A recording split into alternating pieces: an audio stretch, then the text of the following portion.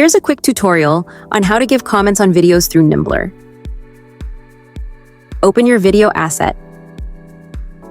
Pause it at the desired frame and use the drawing tool or simply pin on the frame to leave a comment.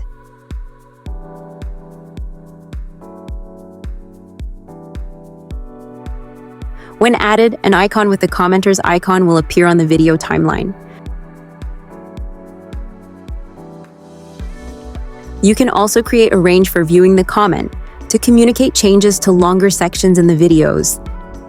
Simply drag the little gizmo on the timeline to create the range.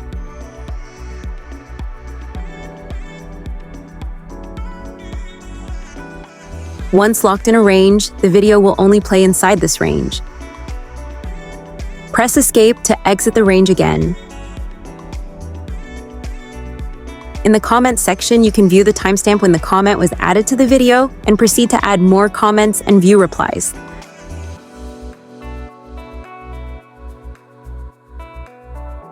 To locate comments quickly, click on the icons visible on the timeline.